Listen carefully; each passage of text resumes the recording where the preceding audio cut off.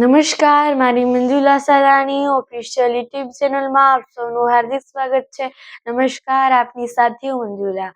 SIT ટીમની રચના કરવામાં આવી ત્યાર પછી એક નવા વળાંકો થયા અને વળાંકો પછી હવે આ ખુલાસો ક્યારે થવાનો છે, ન્યાય ક્યારે મળવાનો છે તેની રાહમાં કોળી સમાજ છે. ખૂબ આક્રોશી ભરાઈ રહી છે, પરંતુ હવે ન્યાયની રચના બધે જ કરવામાં આવી જ રહી છે ને ન્યાય જલ્દીથી અપાય તેવું એસઆઈટીની ટીમ પણ કરી રહી છે. પરંતુ આત્મવિલોપનની ચીમકીઓને આવવું બધું એ આપણા માટે એક હવે સવાલો બની ગયા છે કે એસઆઈટી કામગીરી કરી રહી છે છતાં પણ આવું કેમ?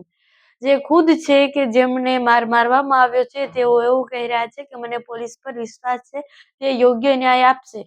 પરંતુ સમાજના બીજા લોકો આવું કેમ કરી રહ્યા છે તેના પર ખૂબ મોટા પ્રશ્નો છે.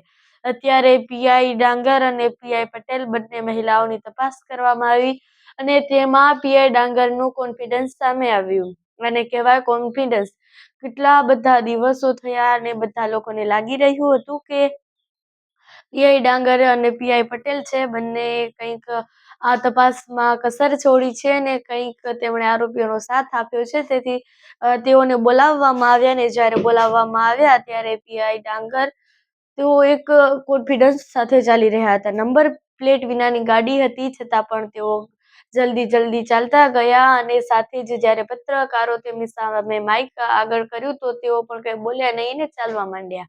આવો ઘમંડ સાથે તેઓ નીકળી ગયા અને અત્યારે એ જ સવાલો થઈ રહ્યા છે કે તેમને શું પૂછવામાં આવ્યું અને તેમના સામે કાર્યવાહી થશે કે નહીં.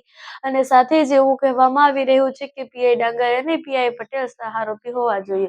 હવે સહારોપી છે કે નહીં તે તો એસઆઈટીની ટીમ જ જણાવશે, કારણ કે હજુ તપાસો બાકી છે ને તપાસ કર્યા બાદ તેમાંથી ખુલાસો થશે કે ખરેખર પીઆઈ ડાંગર અને પીઆઈ પટેલે આરોપીઓનો સાથ આપ્યો હતો કે નહીં.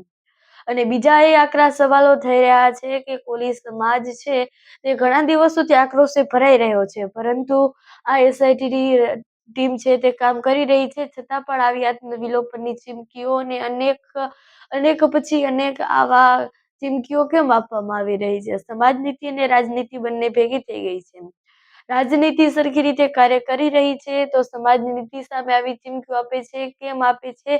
આવા અનેક સવાલોની સાથે હવે ન્યાય ક્યારે મળશે તે બધા જ તેની રાહ જોઈ રહ્યા છે. નવનીતભાઈ બાદલિયાને વિશ્વાસ છે કે તેઓને ન્યાય મળવાનો છે, પરંતુ સમાજના અન્ય લોકો જ કે જેઓને એવું થઈ રહ્યું છે કે ન્યાય હજુ નથી મળવાનો અને એસઆઈટીની ટીમ સરખી રીતે કામગીરી નથી કરી રહી. પરંતુ ન્યાય મળવાનો છે કે નહીં અને યોગ્ય રીતે એસઆઈટીની ટીમ કામ કરી રહી છે કે નહીં એ તો સમય જ બતાવશે. પરંતુ આ બાબત પર તમારું શું કહેવું છે? કમેન્ટ્સ પર જરૂરથી જણાવજો. સાથે જ અમારી મંજુલા સાલાણી ઓફિશિયલ યુટ્યુબ ચેનલને સબસ્ક્રાઇબ કરવાનું ભૂલશો નહીં. નમસ્કાર.